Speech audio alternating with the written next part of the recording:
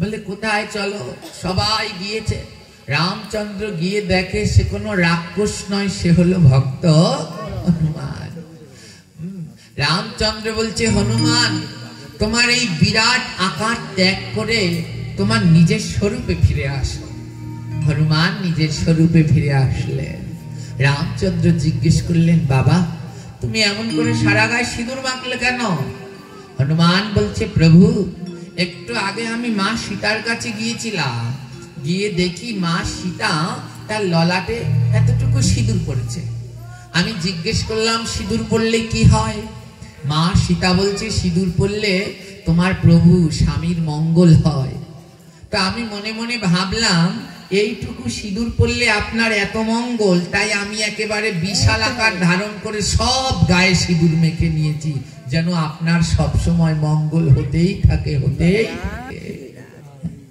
রামচন্দ্র হনুমানের উপরে এত খুশি হলেন, আশীর্বাদ করে দিলেন, হনুমান এই জগতে কোনো ভক্ত যদি হনুমানের প্রসাদী সিঁদুর পরে, আমি শ্রীরাম সব সময় তার সঙ্গে সঙ্গে গমন করব।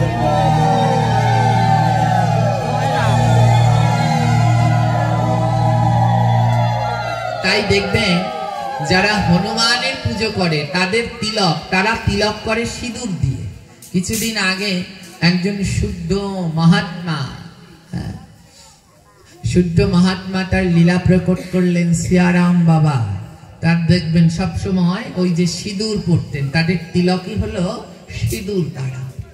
তো মা সীতা প্রতিদিন সিঁদুর পড়তেন, কেন? সিঁদুর ললাটে পড়লে স্বামীর মঙ্গল হয়।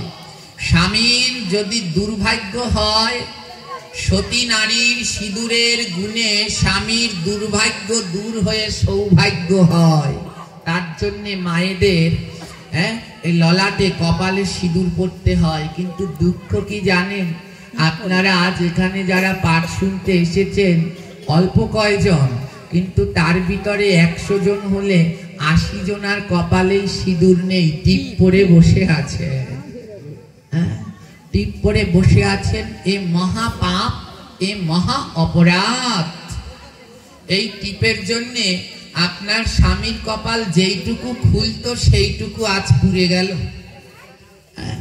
বলছে ও সিঁদুর পড়লে খুলবে কপাল, কিন্তু টিপ পড়লে কপাল পুড়বে। তাই যারা, আমি সবাইকে বলবো না, যারা বিভিন্ন প্রতিষ্ঠানে চাকরি করেন, স্কুল কলেজে যান, বিভিন্ন জায়গায় যান, অফিস যা করেন, বাজার ঘাট, তখন টিপ পড়েন, তাতে আমার কোনো ধরনের আপত্তিও নেই, কোনো ধরনের অসুবিধাও নেই। কিন্তু দুঃখ লাগে তখন যখন আপনারা ভাগবত পাঠে ধর্ম অনুষ্ঠানে আসেন, তখনও যখন টিপ পড়ে আসেন, এটা মহা অপরাধ।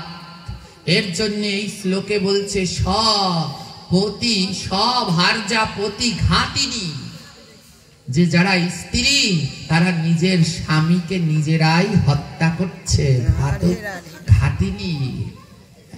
তাই অন্য জায়গায় আপনারা টিপ পড়ে যাবেন, কিন্তু যখনই ভাগবত পাঠ হবে, নাম কীর্তন হবে, হরিবাসর সাধু সঙ্গ, সেইখানটায় অন্তত আপনারা সিঁদুর পড়ে যাবেন, নইলে কিন্তু আর কোনো রেহাই পাবেন না। যত করবেন চালাকি, পরে বুঝবেন এর জ্বালা কি। এখন যত চালাকি করবেন পরে বুঝবেন এর কি জ্বালা। তাই অবশ্যই চেষ্টা করবেন ভাগবত পাঠ, নাম কীর্তনের সাধু সঙ্গে গেলে মায়েরা সিঁদুর পড়তে। সিঁদুর পড়লে ললাটে স্বামীর মঙ্গল হয়। জানেন একটা সতী নারীর কয়টা স্বামী জানেন কি?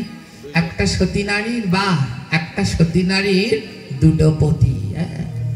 উদ্ধব যখন কৃষ্ণ সেজে বৃন্দাবনে গিয়েছে পরীক্ষা করতে, ও ব্রজগোপীদের পরীক্ষা করবে কি ওই পশু পাখিদের কাছেই না ধরা পড়ে গেছে। উদ্ধব যখন যাচ্ছে, কৃষ্ণ সেজে যখন বৃন্দাবনে গিয়েছে, বৃন্দাবনে প্রথম গেট, পশু পাখিরা গেট ধরে দাঁড়িয়ে আছে। প্রথম গেটে রয়েছে ময়ূর আর ময়ূরী।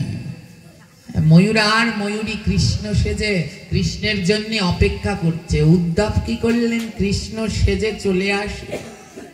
উদ্ধব কৃষ্ণ সেজে এসে ময়ূর ময়ূরীর গেটে দাঁড়িয়েছে। উদ্ধব ভেবেছে ময়ূর ময়ূরী আমাকে চিনতে পারবে না। ময়ূরের ডাক মনে আছে, ছোটবেলায় পড়েছে, কি বলে? কেকা। ময়ূরের ডাক হলো কেকা। হ্যাঁ, আর উদ্ধব যখন ওই ময়ূরের গেটে এসে দাঁড়িয়েছে না, ময়ূর সব সময় কেকা বলে ডাকে, কিন্তু আজ উদ্ধবকে দেখে ময়ূর কেকা বলে ডাকছে না। ময়ূর কি বলছে জানেন? বলে কে ওই কে ওই কে ওই কে ওই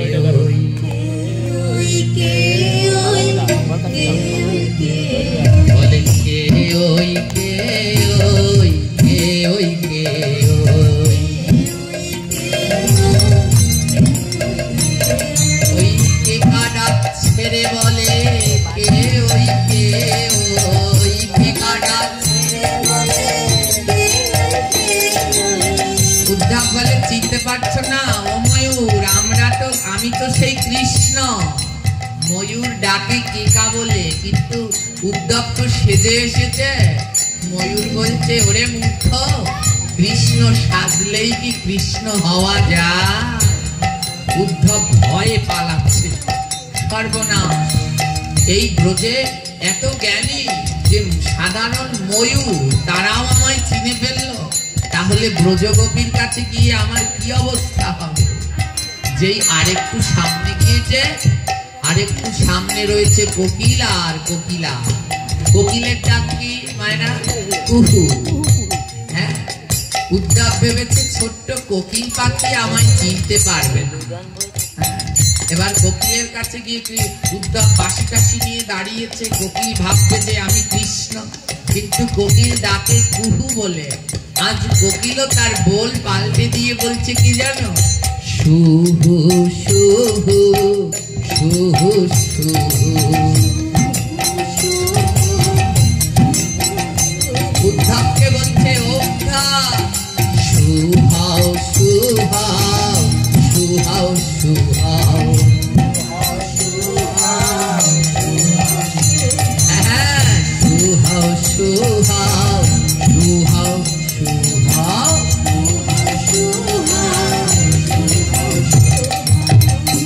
কোকিল কুহু বলে ডাকে, আজ কুহু বলছে না, বলছে সুহাও সুহাও। কৃষ্ণ সাজলেই কি কোনোদিন কৃষ্ণ হওয়া যায়? বর্তমানে আমাদের বাংলাদেশ অনেকে কৃষ্ণ হওয়ার চেষ্টা করছে। মাথায় চূড়া টুরা ময়ূর পাখা দিচ্ছে, পায়ে নুপুর করছে, বলে যতই চেষ্টা করো, হ্যাঁ, কোনোদিন কি আর কৃষ্ণ হতে পারবে? তাই উদ্ধবকে বলছে ময়ূর, কোকিল আর কোকিলা বলে সুহাও, ওসব ছেড়ে দাও, কৃষ্ণ হতে হবে না। যদি পারো কৃষ্ণ ভক্তের দাস হও, কৃষ্ণ ভক্তের দাস হও। তোমরা সুহাও সুহাও সুহাও সুহাও। কৃষ্ণ ভক্তের দাস হও, কৃষ্ণ ভক্তের দাস হও।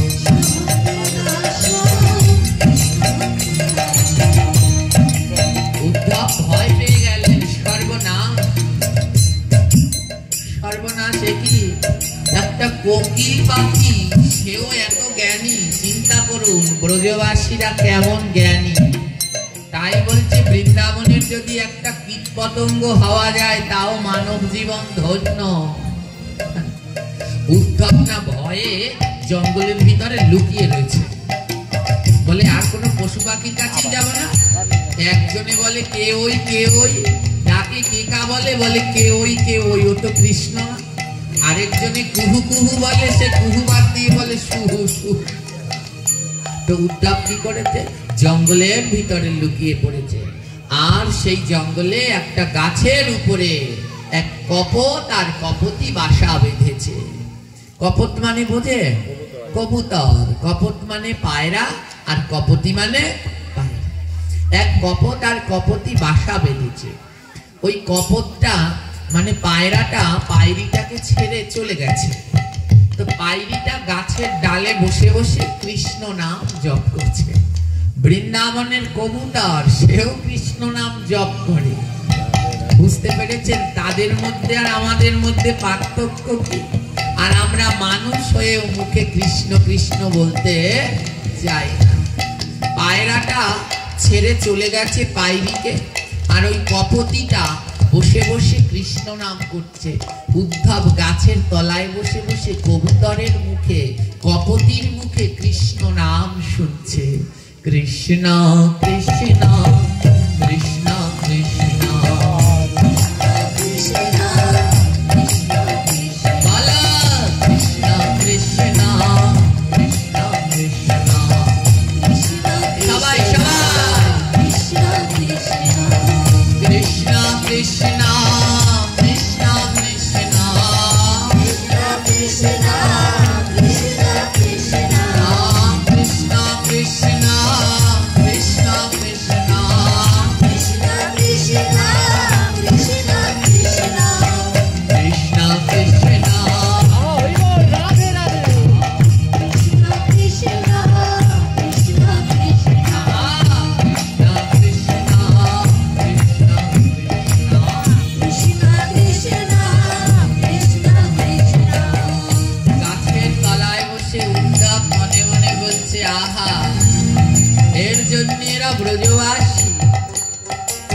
একটা কবুতর সেও কেমন কৃষ্ণ কৃষ্ণ বলছে, কৃষ্ণ কৃষ্ণ ডাকছে, আর সেই কপতিটার নয়ন থেকে জল পড়ছে। আর কপতিটার নয়নের জলে উদ্ধব মহারাজ ভিজে যাচ্ছে। হেন কালে কপতিটার সেই কপট পায়রাটা এসে বাসায় চলে এসেছে। এবার পায়রাটা যে এসেছে না, কপতিটা কৃষ্ণ নামে এমন বিভোর, নিজের স্বামী অনেকদিন পরে ঘরে ফিরেছে কিন্তু নিজের স্বামীর দিকে তাকাচ্ছে না, শুধু কৃষ্ণ কৃষ্ণ কৃষ্ণ বলেই যাচ্ছে। কপত বলছে, হ্যাঁ গো কপতি, আমি এতদিন পরে ঘরে ফিরলাম, তুমি আমার দিকে তাকাচ্ছ না। কপত কি জিজ্ঞেস করলো জানো? কপতি জিগায় কপতি রে, কপতি কপতি, কপতি জিগায় কপতি রে, কপতি কপতি।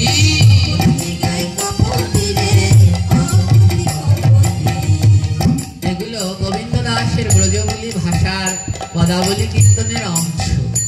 হ্যাঁ, কপতি, এক কপতি মানে ওই পাইনি কবুতর, কপত কপতি। আর কপতির ভিতরে যদি একটু স্পেস দিয়ে দেন ক স্পেস পতি, তাহলে হয়ে যাবে কপতি।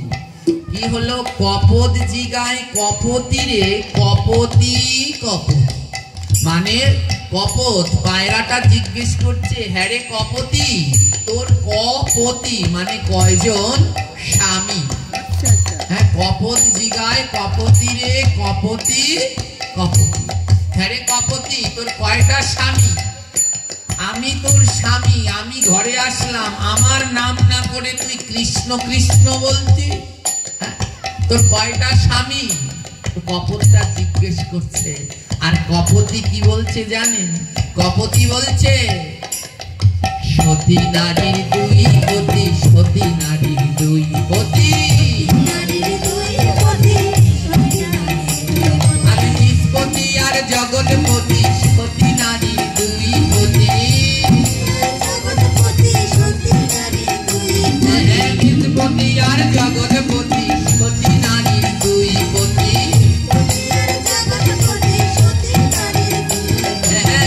সতী নারীর দুই পতি, সতী নারীর দুই পতি।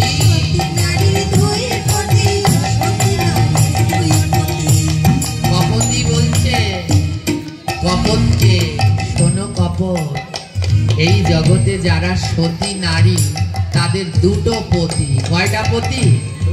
দুইটা। কে কে? নিজ পতি আর জগৎপতি। নিজ পতি নিজের স্বামী আর জগৎপতি পরমেশ্বর ভগবান শ্রীকৃষ্ণ। তাই সতী যারা, নারী যারা, তাদের জানতে হয় দুই পতির জন্যই সিঁদুর করতে হয়। শুনুন, এই জগতে যারা সতী নারী তারা শুনে যান, দুই পতির জন্যই সিঁদুর পরবেন, জগৎপতির জন্যেও আর নিজের পতির জন্যেও। হ্যাঁ, নিজের পতির জন্য পরবেন এই যে লাল রঙের সিঁদুর, ওটা পরলে পরে আপনার স্বামীর মঙ্গল হবে। আর জগৎপতি পরমেশ্বর ভগবান, তার জন্য কি পরবেন জানেন? দাদা সঙ্গে তিলক পরো, দাদা সঙ্গে তিলক পরো, আমার কান গোবিন্দ আপন করো, দাদা সঙ্গে তিলক পরো, আমার কান গোবিন্দ আপন করো, দাদা সঙ্গে তিলক পরো।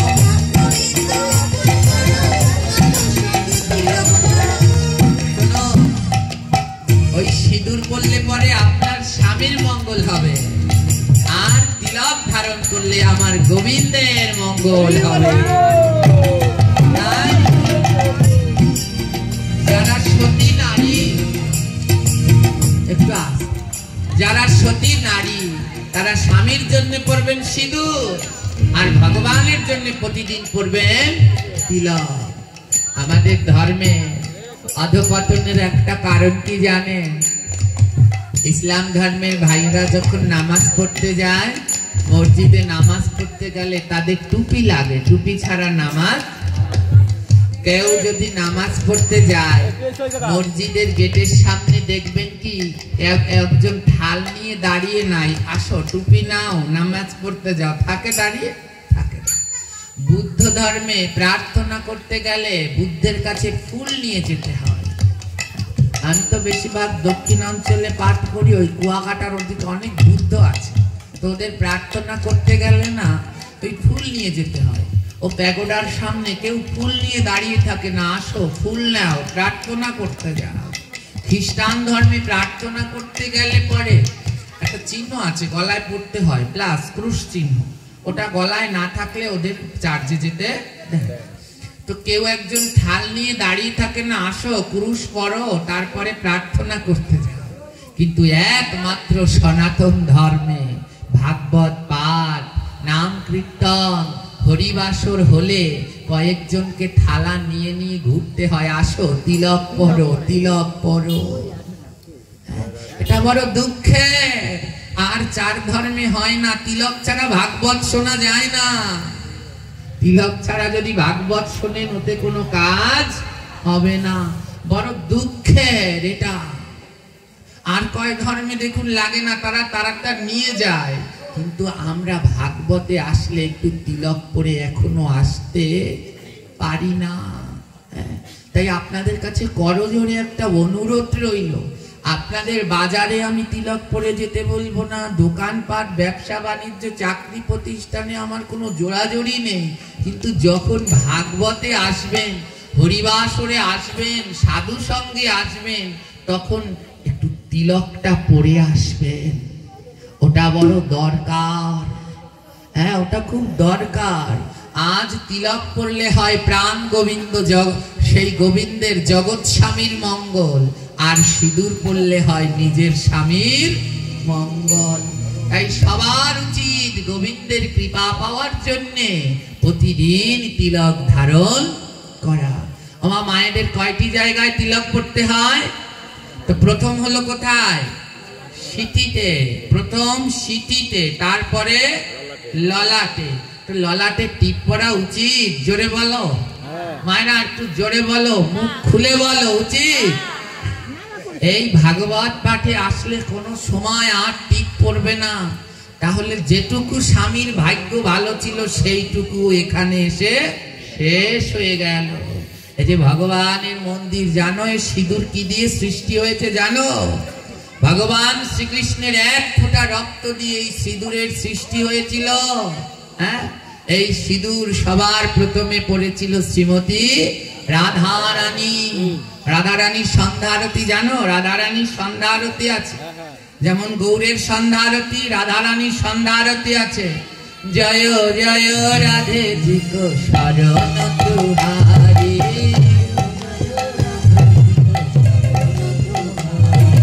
জয় জয় রাধে জিক শরণ তুহারি,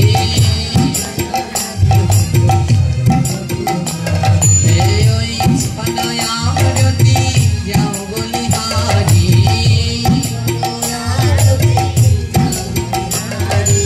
ওই ছনয়া আরতি যাও বলিহারি,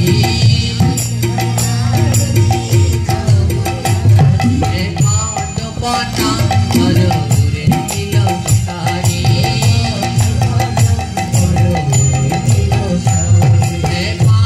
পটা হরে নীল সারি, আমার স্মৃতি পর সিন্দুর যাও বলিহারি, আমার স্মৃতি পর সিন্দুর যাও বলিহারি।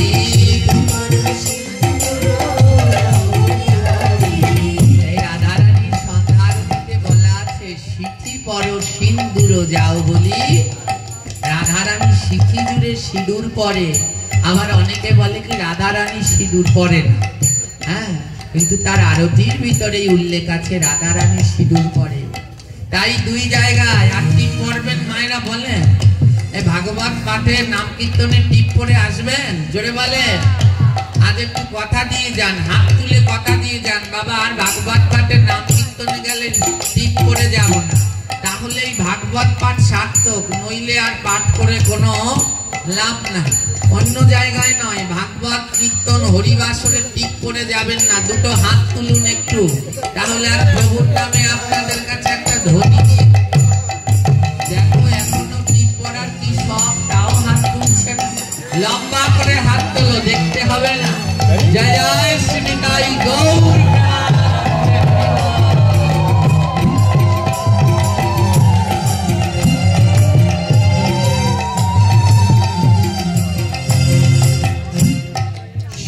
আর 3 নাম্বার সিঁদুর, মায়েদের তৃতীয় সিঁদুর পড়তে হয় কণ্ঠে। কোথায়? কণ্ঠে। কণ্ঠে পড়লে কি হয়? আপনার স্বামীর নামে কেউ যদি নিন্দাবাদ নাম করে, ওই কণ্ঠে সিঁদুর পড়লে এত জোর, নিন্দুকের কণ্ঠ রোধ হয়ে যাবে, আপনার স্বামীর নামে কেউ নিন্দা করতে পারবে না। তাই 3 নাম্বার সিঁদুর পড়তে হয় কণ্ঠে। 4 নাম্বার সিঁদুর পড়তে হয় শঙ্খে, মানে শাখায়। কোথায় পড়তে হয়? শাখা, শঙ্খে। ওমা, এই যে শাখা, এটা কি বিয়ের আগে পেয়েছেন না বিয়ের পরে পেয়েছেন? বিয়ের পরে পেয়েছেন? হ্যাঁ, বিয়ের আগে। এই শাখাটা আপনাদের বিয়ের আগের সম্পত্তি। বিয়ের আগে এটা বাবা দিয়েছে, বাবার বাড়ি থেকে পেয়েছে। অধিবাসের দিন সকালবেলায় পড়ায় ওই যে বিয়ে দেয় আমাদের সমাজে, যারা বিয়ে দিচ্ছে, অধিক বিবাহ যারা, হ্যাঁ, বিবাহতে যারা যজমানি করছে অধিকাংশ ভুল। বিয়ের সময়ে, হ্যাঁ, ওই যে যখন সাজনাতলায় আনে, তখন ওই বর এবং কনেকে, বরের কোন দিকে কনেকে বসাতে হয়? জোরে বলে। বাঁ দিকে। কোন দিকে? বাঁ দিকে। তো যখন বিয়েতে সাজনাতলায় আনে, তখন কোন দিকে বসায়? বাঁ দিকে। আপনাদের সবাইকেই কি বাঁ দিকে বসিয়েছে? দেখো, বিয়েতে যখন ওই কন্যাকে আনে, সব বিয়েতেই দেখবেন স্বামীর বাঁ দিকে বসিয়ে রেখেছে, কিন্তু যখন ও সাজনাতলায় মেয়েটাকে আনে, তখনও স্বামীর সাথে বিয়ে হয়নি, তখনও বাবা কন্যা সম্প্রদান করেনি। যেই সময় বিয়ের সাজনাতলায় কন্যাকে আনলে, তখনও বসতে হবে ওই যে ছেলে আছে বর, তার ডান দিকে। যেই বাবা কন্যা সম্প্রদান করবে, তখন ঘুরে আসবে। কিন্তু আমাদের এই বিয়েতে দেখবেন সচরাচর ওই এনেই বাদিকে বসিয়ে রাখে। কেন বাদিকে বসিয়েছে? ও কি এখনো ও ছেলের স্ত্রী হয়েছে? সব বিবাহ পদ্ধতিতেও ভুলে ভরা। এই শাখাটা হলো স্বামীর বাড়ি, বাবার বাড়ি, তাই প্রতিদিন শাখায় সিঁদুর লাগাতে হয়। কেন? এই শাখা বাবা দিয়েছে, এই শাখা তার জন্য হাতে পড়ে, বাবা হাত দিয়ে কন্যা দান করেছে, তাই মায়েরা শাখা হাতে পড়ে। শাখায় সিঁদুর পড়লে বাবা ভাই তাদের মঙ্গল হয়। 5 জায়গায় সিঁদুরের এক জায়গা হলো শাখায়। মেয়েরা শাখায় সিঁদুর পড়লে তাতে তার বাবা এবং ভাইয়ের মঙ্গল হয়। সর্বশেষ কোথায়? আঁচল, বস্ত্রে, শাড়ির আঁচলের এক কোণায়। মায়ের আঁচলের নিচে কে থাকে? সন্তান।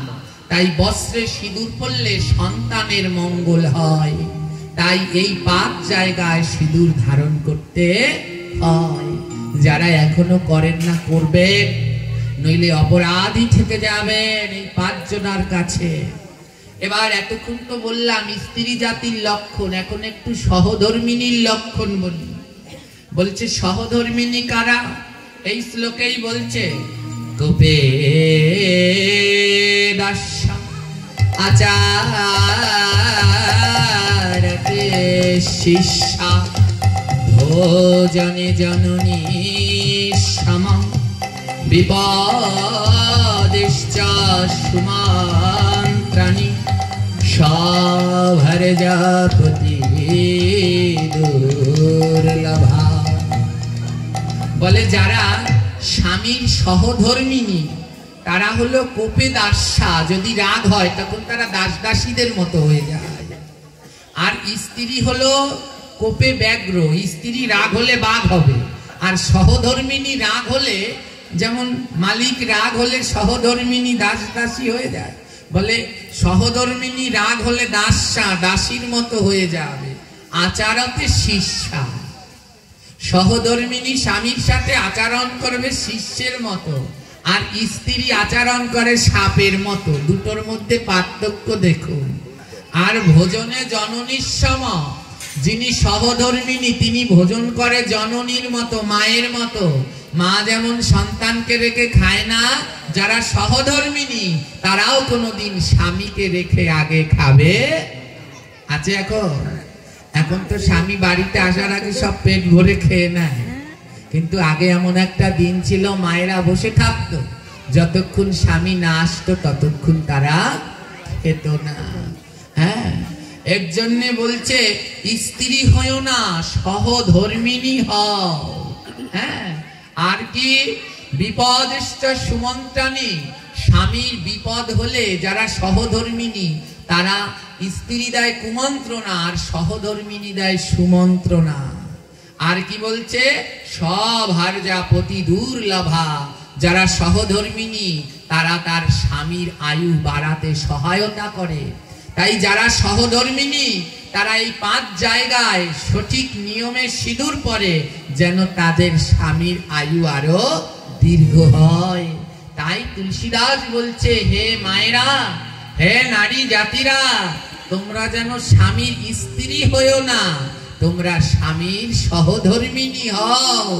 স্বামীর সহধর্মিনী, যিনি স্বামীকে ধর্মের পথে সহায়তা করে, তাকে বলে সহধর্মিনী।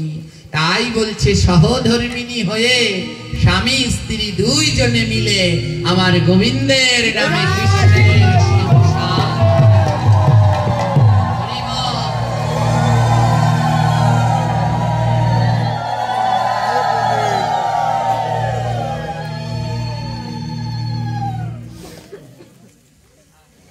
জয় নিতাই, হরি বল। তো আমরা যে ভক্তের নাম বলেছিলাম মনে আছে? সুদর্শন। সুদর্শনের যিনি, সুদর্শনের ছিল সহধর্মিনী, স্ত্রী ছিল না। কি ছিল? সহধর্মিনী। হ্যাঁ, আপনি এই শীতের মধ্যে ভাগবতে আসছেন, যদি ঘরে স্ত্রী থাকে, স্ত্রী বলবে যেও না, ঠান্ডা লাগবে, একটা অসুখ বাঁধাবা। আর ঘরে যদি সহধর্মিনী থাকে, আপনি ঘরে বসে থাকলেও আপনাকে ঠেলবে, যাও যাও সাধু সঙ্গে যাও, অমন দুর্লভ সঙ্গ আর পাবে না। সুদর্শন নামে একটা চোর ছিল, তার কোনো সুকৃতি নেই, কোনো দান করে না, কোনো ধ্যান জপ নাম কীর্তন আনি কিচ্ছু করে না, সাধু সঙ্গ করে না, কিন্তু তার স্বীকৃতি ছিল কি, তার একটা সহধর্মিণী ছিল। তার সহধর্মিণী সে ছিল পরম কৃষ্ণ ভক্ত, কৃষ্ণ দাসী তার নাম। কৃষ্ণ দাসী, সে কৃষ্ণকে ছাড়া কিচ্ছুই বোঝে না।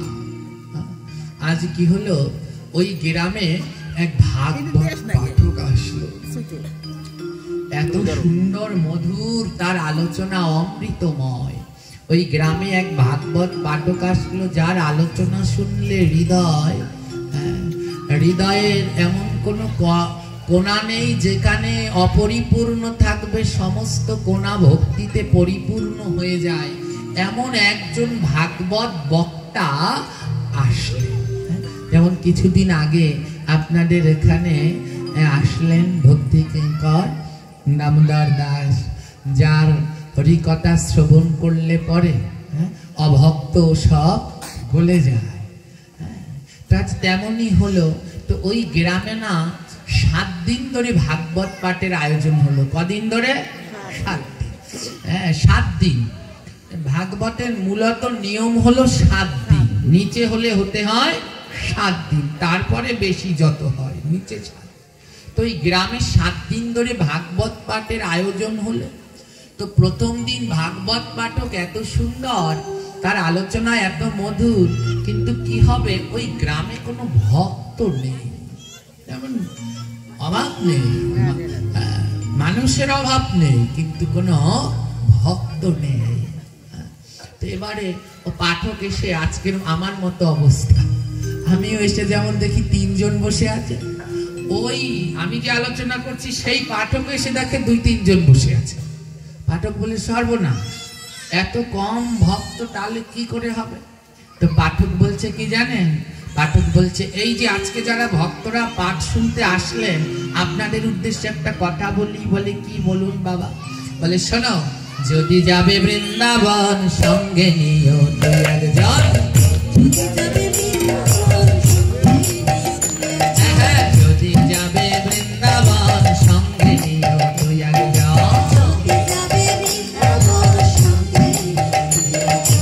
একা কিন্তু যেও না, একা কিন্তু যেও না,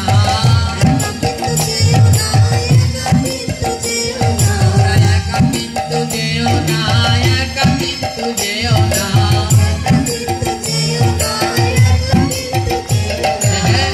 যদি যাবে বৃন্দাবন সঙ্গে নিও 2-1 জন।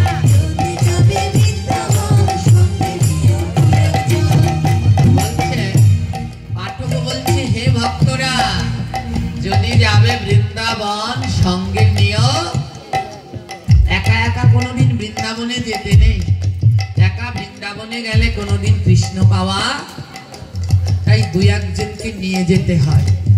এক শ্রোতা উঠে বলছে, ও বাবা, আমি অনেক আশা করে কটা টাকা জমিয়েছি বৃন্দাবনে যাব, কিন্তু আপনি তো বলছেন একা একা বৃন্দাবনে যেতে নাই, 2-1 জন নিতে হয়, তাহলে এ জন্মে আর আমার বৃন্দাবনে যাওয়া, কারণ আমার এমন অল্প টাকা, আমি নিজেই যেতে পারি না, 2-1 জন নিয়ে যাব কি করে?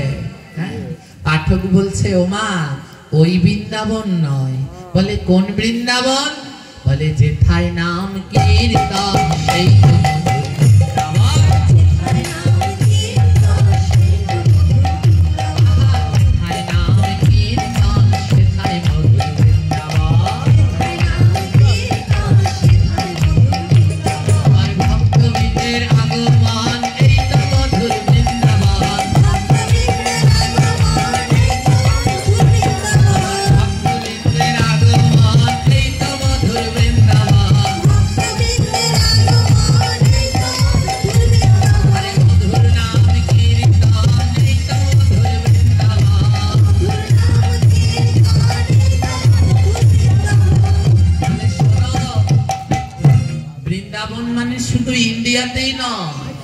আমাদের শাস্ত্রে 4 প্রকার বৃন্দাবন রয়েছে।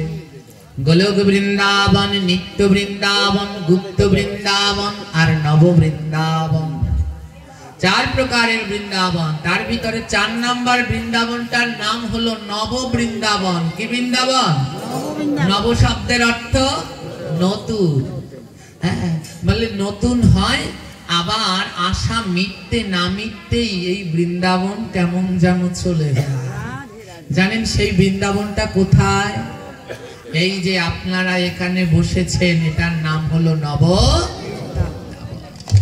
পাঠক গোসাই বলছে, শোনো ও মায়েরা, বৃন্দাবনে আসলে কোনো সময় একা আসতে নেই, অর্থাৎ ভাগবত পাঠে আসলে কোনোদিন একা আসতে নেই। একা আসলে গোবিন্দ কৃপা হয় না। ভাগবত পাঠে আসলে অবশ্যই সঙ্গে করে দুই একজন নিয়ে আসতে হয়। দুই একজন না নিয়ে আসলে ভাগবত শ্রবণ করে কোনো লাভ হবে না। তাই ভাগবত পাঠে একা আসবেন, তাহলে কাজ হবে। সঙ্গে করে দুই একজনকে নিয়ে আসবেন। কাকে নিয়ে আসবেন বলবেন? কেন? আমাদের ওই পাশের বাড়ি একজন সাধু আছে, ওই সাধু বাবাজিকে কালকে পাঠে নিয়ে আসবে। আমার এক বন্ধু আছে, আমার এক আত্মীয় আছে, খুব ভক্ত, ফোন করব কালকে যেন পাঠে আসে। মোটেই না। যারা সাধু তাদেরকে আনবেন না। তাহলে ভাগবতে কাদের নিয়ে আসবেন? যারা অসাধু রয়েছে। এই মুহূর্তে যারা স্টার জলসা জি বাংলা দেখছে, তাদের একজনকে টেনে যদি আপনি ভাগবতে আনতে পারেন, তাহলে আপনার ভাগবত শোনা সার্থক। হ্যাঁ, এই মুহূর্তে যারা ক্রাম খেলছে, তাস খেলছে, তার কি বলে, মোবাইলে কি খেলে, ফায়ার ফাই নাকি, ওই যা হোক, ফ্রি ফায়ার, ওইগুলো যারা খেলছে, যদি ওদেরকে একজন টেনে ভাগবতে আনতে পারেন, তাহলে আপনার জীবন, আপনার জীবন তাহলে ধন্য। তাই যদি যাও বৃন্দাবন, সঙ্গে নিও দুই একজন। এক একজন যারা ভাগবতে আসতে চায় না, ওদের ধরে ধরে নিয়ে আসুন, নিয়ে আসুন। দেখবেন ওরা যদি ভাগবতে আসে, এই ভাগবতে এমন একটা পরশপাতর আছে না, ওই ছোঁয়ায় ছোঁয়ায় তারা কবে যে পরিবর্তন হবে ওরা নিজেরাও জানতে পারে না, নিজেরাও জানতে পারে না। তাই মা, কালকে আপনারা ভাগবতে আসলে, বাবা ভাগবতে আসলে খালি হাতে আসবেন না, একজনের হাত ধরে আসবে, যেন তাকেও কৃপা হয়, ভক্তের কৃপা হয়। জানেন, বলে বাবা সে যদি পাঠ না শুনে দাঁড়িয়ে থাকুক, এখানে সে বসে থাকুক, দাঁড়িয়ে থাকুক, তাহলেও কৃপা হবে। কেন জানেন?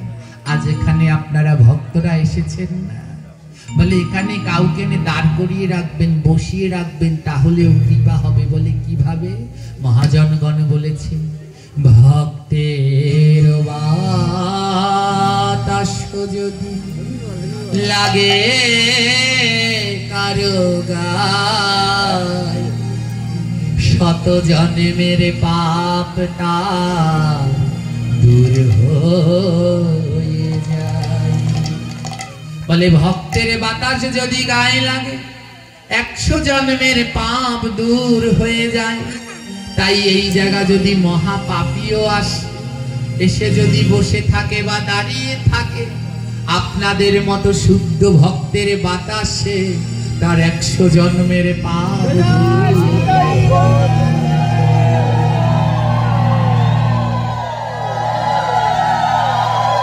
বলে ভক্তের কি শক্তি তোমরা তো তা জানো না। যদি তার বাতাস গায়ে লাগে, 100 জন্মের পাপ দূর হয়ে যায়। তাই একজনকে ধরে নিয়ে আসো, যে ভাগবতে আসতে চায় না তাকে ধরে নিয়ে আসো। ও যদি দাঁড়িয়ে থাকে, 100 জন্মের বাতাস লেগে ওর 100 জন্মের পাপ যাবে।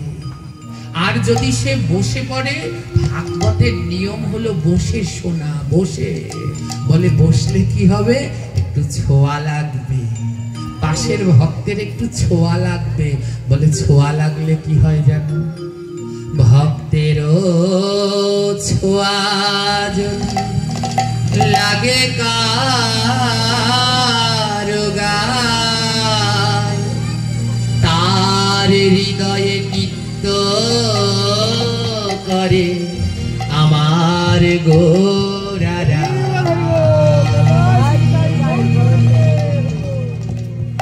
বলে যদি কোনো ভাবে তোমার ভক্তের ছোঁয়া লেগে যায় না, তোমার ওই হৃদয়ের মাঝে আমার নিতাই গৌর দুই ভাই মনের আনন্দে নৃত্য করবে, নিয়ে আসো না একজনকে, তার কৃপা হবেই হবে।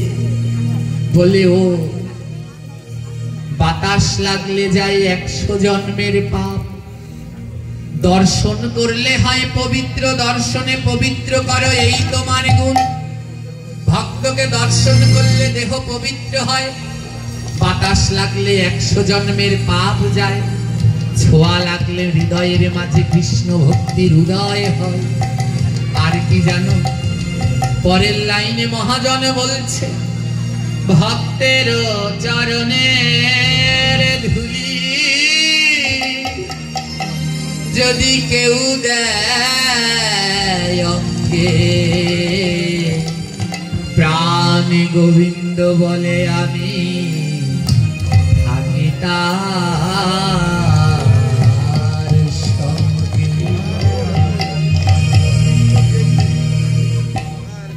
বলে জানো, কেউ যদি ভক্তের চরণ ধুলায় অঙ্গে দেয়, আমার গোবিন্দ বলে আমি না তাকে ছেড়ে যাই না, আমি সদা সর্বদা তার সঙ্গে থাকি। কারণ আমার গোবিন্দ ভক্তের ধুলা বড় ভালোবাসে। বলে কোন ভক্ত যদি ভক্তের ধুলায় অঙ্গে মেখে রেখে দেয়, গোবিন্দ বলে আমি তার সঙ্গ ছাড়া হই না। যেই জনা ভক্তের অঙ্গের চরণে ধুলা মাইখালয়, প্রাণ গোবিন্দ বলে আমি থাকি তার। বলে ভক্তের ধুলার মতো জগৎ আর কিবা, ভক্ত পাইয়া চরণ ধুলা তোমরা জানি সঙ্গে নিয়া।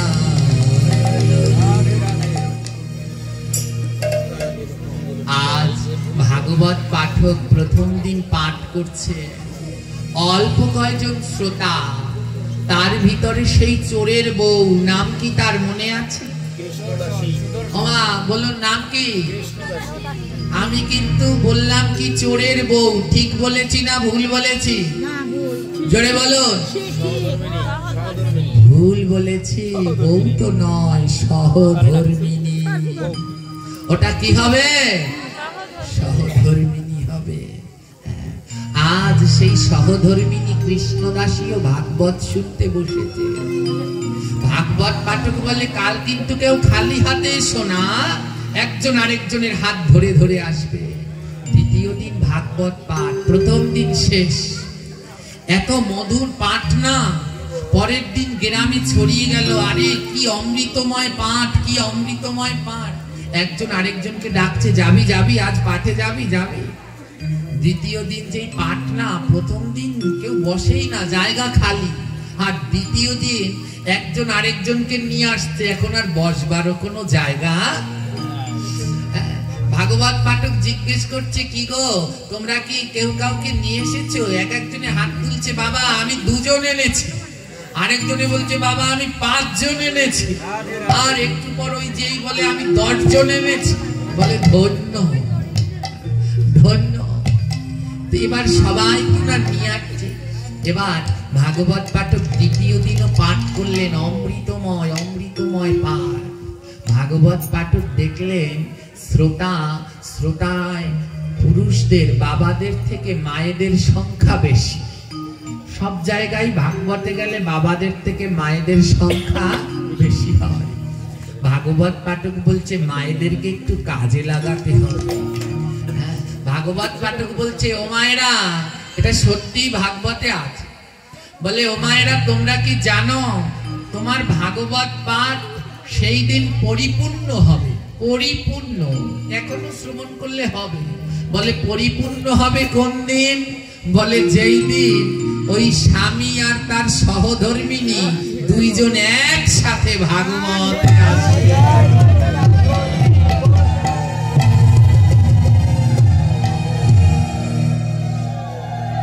যেই দিন ওই স্বামী আর তার সহধর্মিনী দুজন একসাথে ভাগবতে আসবে, একসাথে সাধু সঙ্গ করে আবার যাওয়ার বেলায় দুজনে মিলে একসাথে ঘরে যাবে, বলে সেই স্বামী আর সহধর্মিনীদের ভয় নাই, তোমাদের ভয় নাই।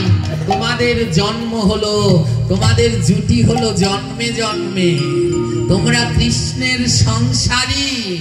তোমাদের জন্যে ওই বৈতরণী ঘাটে গোবিন্দ আমার খেয়া নিয়ে বসে আছে, একেবারে জোড়ায় পার করে দেবে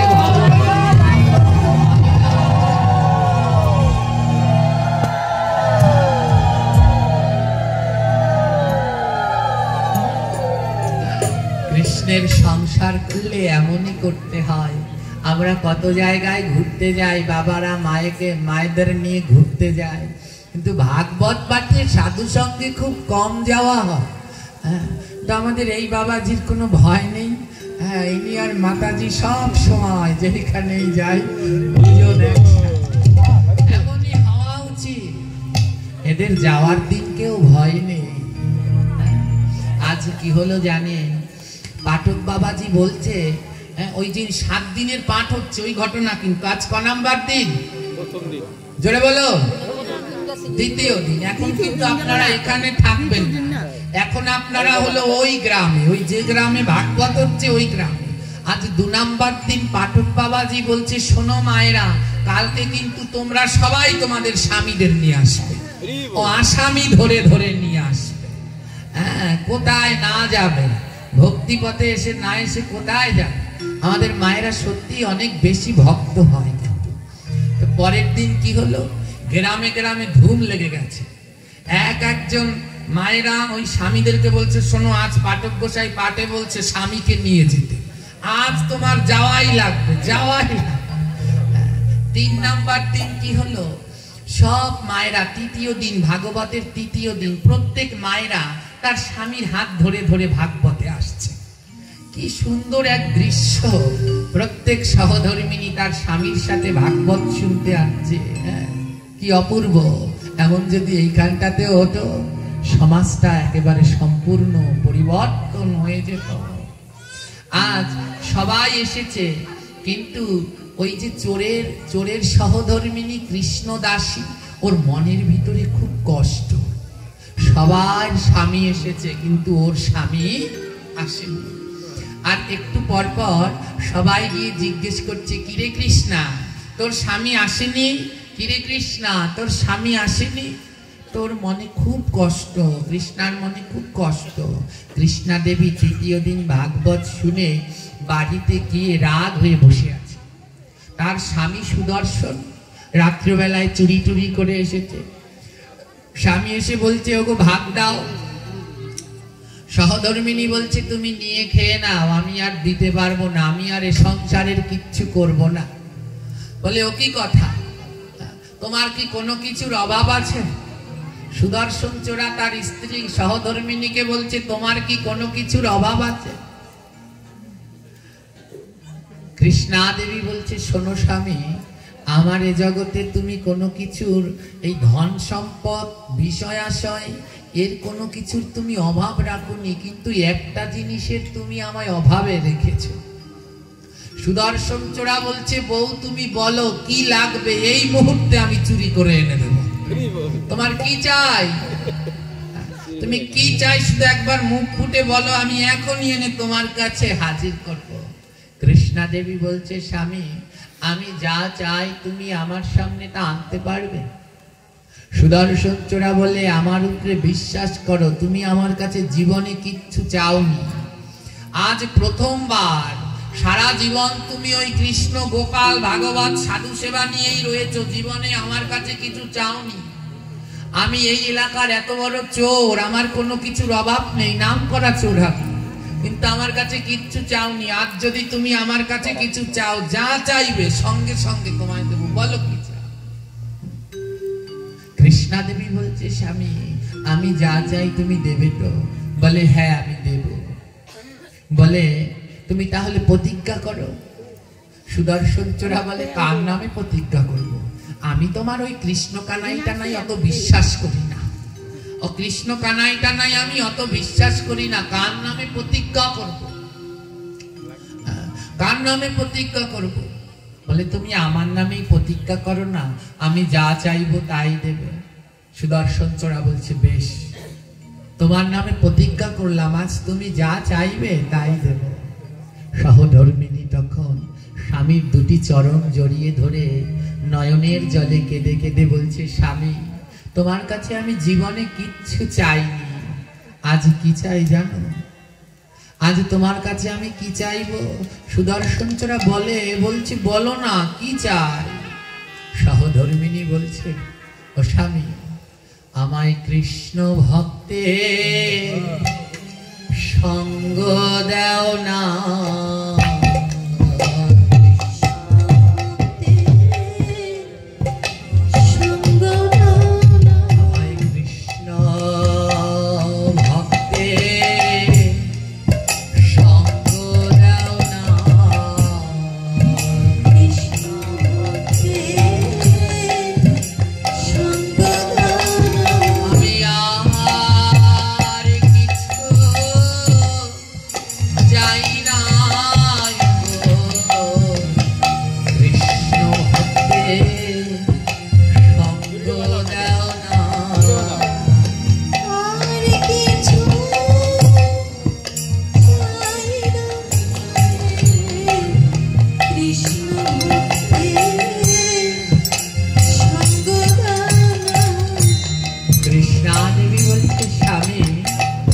আমাকে একটু কৃষ্ণ ভক্তের সঙ্গ দাও, আমি আর কিছু চাই না। চোর বলছে, ওগো এই কৃষ্ণ ভক্তের সঙ্গ কি চুরি করে পাওয়া যায়? কৃষ্ণা দেবী বলছে, এই জগতে সব কিছু কাজ করলে অর্থ থাকলে হয়তো পাওয়া যায়, কিন্তু কৃষ্ণ ভক্তের সঙ্গ পেতে হলে কৃষ্ণ ভক্তের চরণের কাছে যেতে হয়। কৃষ্ণ ভক্তের চরণের কাছে না গেলে কোনদিন কৃষ্ণ ভক্তি পাওয়া যায় না। সুদর্শন চোরা বলে, ওগো তাহলে তোমায় কি করে কৃষ্ণ ভক্তের সঙ্গ দেব? স্ত্রী কৃষ্ণা দেবী বলছে, জানো আমাদের ওই মন্দিরে, রাধা গোবিন্দ মন্দিরে এক ভাগবত পাঠক এসেছে, অমৃতময় পাঠ 7 দিন ধরে পাঠ হবে। আজকে ক নাম্বার দিন চলছে? হ্যাঁ 3 নাম্বার দিন হয়ে গেছে। হ্যাঁ আর 4 নাম্বার দিন। কৃষ্ণা দেবী বলছে, স্বামী আজ 4 নাম্বার দিন, ভাগবত 4র্থ দিন, তুমি আমার সাথে চলো না ওই ভাগবতে? একবার চলো। পাঠক গোসাই কালকের পাঠে বলেছে তোমরা সবাই তোমাদের স্বামীকে নিয়ে আসবে। জানো আমাদের এই গ্রামের সব নারীরা তাদের স্বামীদেরকে নিয়ে ভাগবতে যাচ্ছে, একমাত্র তুমি যাচ্ছ না, চলো না আমার সাথে আজ ভাগবতে। স্ত্রীর এহেন অনুনয় বিনিময় দেখে সুদর্শন চোরা 4র্থ দিনের ভাগবত পাঠে বলছে, বেশ আমি ভাগবত পাঠে গেলে তুমি খুশি, তবে চলো। 4র্থ দিন সুদর্শন চোরা ভাগবত পাঠে গিয়েছে। ভাগবত পাঠে গিয়েছে জানেন 4র্থ দিন। আজ তার সহধর্মিনী কৃষ্ণা দেবীর পাশে বসে বসে ভাগবত শ্রবণ করছে, ভাগবত শ্রবণ করছে, ভাগবত শ্রবণ করছে। এদিকে ভাগবত পাঠক বলছে, হে ভক্ত পিপাসুগণ, এই ভাগবতে 5 প্রকারের প্রসাদ পেতে হয়। কয় প্রকারের প্রসাদ হয় ভাগবতে? 5 প্রকারের প্রসাদ। জানেন কি? হরিহরায় নম, কৃষ্ণ যাদবায় নম, যাদবায় মাধবায় কেশবায়, গোপাল গোবিন্দ রাম শ্রীমধুসূদন, গিরিধারী গোপীনাথ মদন মোহন। এই কীর্তন করে তার ভিতরে দেখবেন একটা লাইন আছে, এই ছয় গোসাই যার মুই তার দাস, তা সভার পদ রেণু মোর পঞ্চগ্রাস। এই পঞ্চগ্রাসটা কি জানেন? এই পঞ্চগ্রাস কোথায় পাওয়া যায়? এই পঞ্চগ্রাস সাধু সঙ্গে আসলে পাওয়া যায়। প্রথম গ্রাস অধরামৃত, ভগবানের অধরামৃত বদন দিয়ে পেতে হয়। দ্বিতীয় গ্রাস ঘ্রাণামৃত, ভগবানের এই পুষ্প নিয়ে ঘ্রাণ নিতে হয়, ঘ্রাণামৃত। তৃতীয় গ্রাস দর্শনামৃত, ভগবানকে এসে দর্শন করতে হয় নয়ন দ্বারা। চতুর্থ গ্রাস শ্রবণামৃত, কর্ণ দ্বারা শ্রবণ করতে হয়। আর 5 নাম্বার গ্রাস চরণামৃত, ভক্তের চরণ। তাই আজ ভাগবত পাঠক বলছে, হে ভক্তরা, তোমরা যেন কেউ চরণ ধুলা নিতে ভুলে যেও না। জানেন আজ 4 নাম্বার দিন ভাগবত পাঠ হচ্ছে, সবাই মিলে একজন আরেকজনের চরণ ধুলা নিচ্ছে, একজন আরেকজনের চরণ ধুলা নিচ্ছে। কিন্তু ওই চোরে কি আর একটা কথা আছে না, চোরে কি শোনে ধর্মেরও কাহিনী? তো চোরের কি আরো চরণ ধুলা ভালো লাগে? তার স্ত্রী কৃষ্ণা দেবী, তিনিও ওই ভক্ত সঙ্গে বিভোর, চরণ ধুলা নেওয়ায় ব্যস্ত। কিন্তু চোরটারও সব ভালো লাগে না, চোরের তো চুরি করতে ভালো লাগে।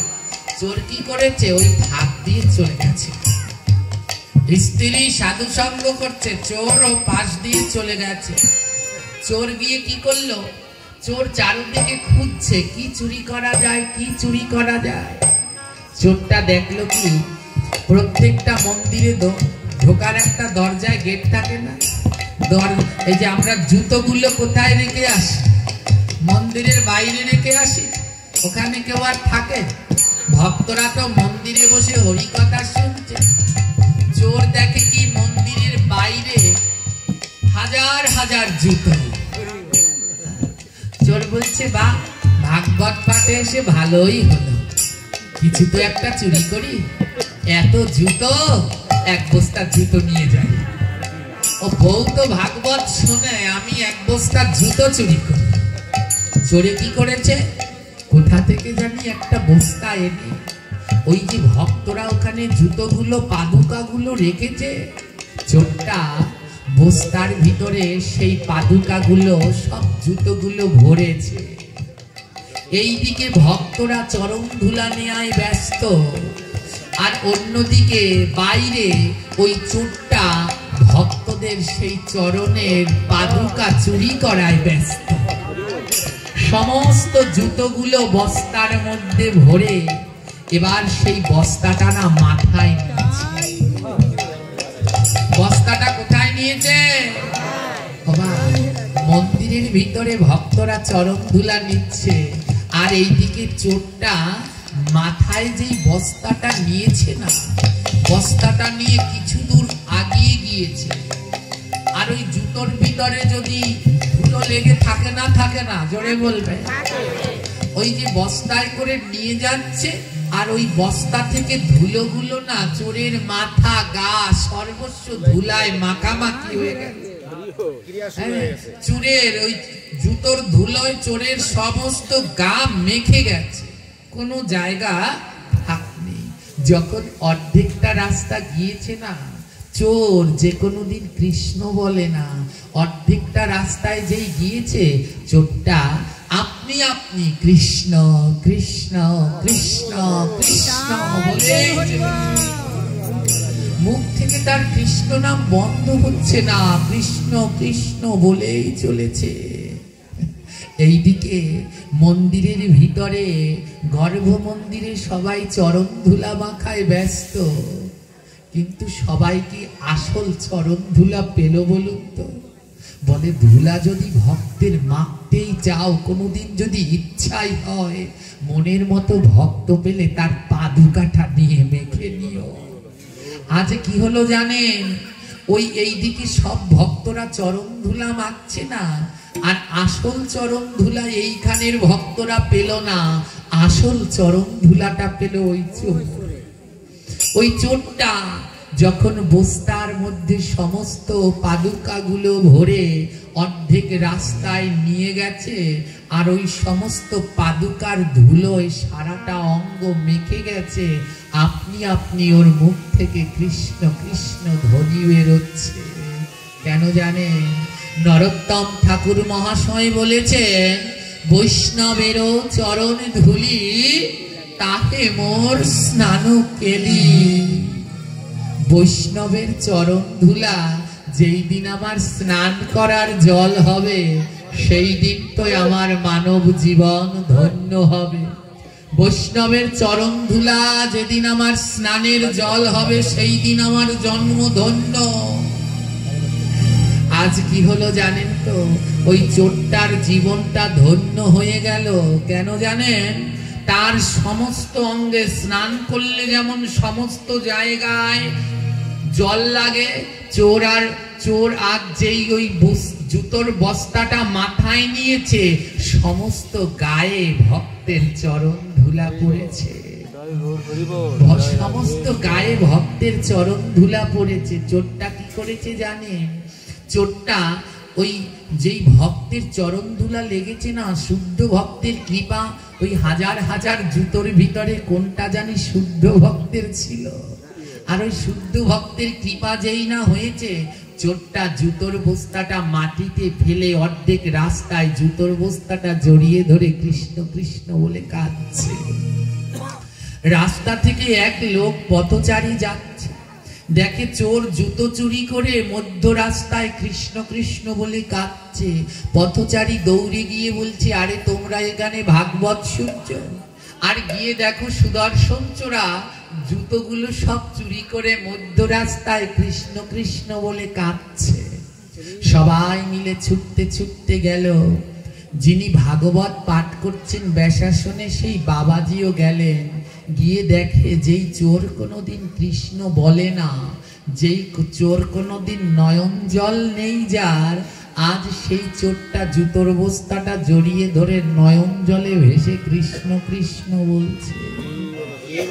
ভাগবত পাঠক বলে, ধন্য, এতদিন ভাগবতে শুধু পড়ে গেলাম ভক্তের চরণ ধুলির কত কৃপা, আজ আমি দেখলাম ভক্তের চরণ ধুলির কত কৃপা।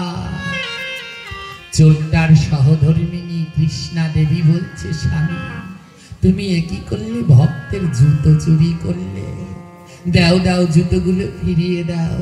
ভাগবত পাঠক বলে, কৃষ্ণা আমার একটা অনুরোধ আছে। বলে, কি অনুরোধ পাঠক বাবা? বলে, তোমার স্বামী জুতোগুলো চুরি করেছে তো, এই ভক্তের জুতোগুলো আজ আমি নিজের হাতে ফিরিয়ে দেব। পাঠক বলছে, জুতোগুলো আজ আমি নিজের হাতে ভক্তের পায়ের কাছে পৌঁছে দেব, এইটুকু অনুমতি আমায় দাও। কারণ জানো, আমি তো চিরকাল ওই ব্যাসাসনে বসে বসে শুধু আলোচনা করে গেলাম, ওখানে বসে আর আমার ভক্তের চরণ ধুলি পাওয়া হলো না। এখানে থাকতে থাকতে ওই কৃপাটা আর আমার হলো না। তাই কৃষ্ণা, তোমার স্বামী যে জুতো চুরি করেছে, তুমি আমায় একটু অনুমতি দাও। ওই যাদের যাদের জুতো চুরি করেছে, আজ আমি নিজের হাতে তাদের চরণে ওই জুতোগুলো পরিয়ে দেব। কৃষ্ণা দেবী নয়নের জলে ভাসছে। ভাগবত পাঠক জুতোর বস্তাটা খুলে জুতোগুলো বের করছে। আর এইদিকে ভক্তের চরণ ধুলির এমন গুণ, সুদর্শন চোরা ওই ধুলায় ধুলায় বিভোর হয়ে গড়াগড়ি দিয়ে কৃষ্ণ কৃষ্ণ বলে কাঁদছে। ভাগবত পাঠক বলে, তোরা দেখে যা ভক্তের চরণ ধুলার কত কৃপা। আজ বস্তা থেকে জুতোগুলো বের করে করে ভাগবত পাঠক এক একটা জুতো নিয়ে যেই ভক্তের যেই জুতো, সেই ভক্তের কাছে গিয়ে জুতোটা দিয়ে ভক্তকে কি বলছে জানেন? বলে, দাও দাও ভক্ত চরণ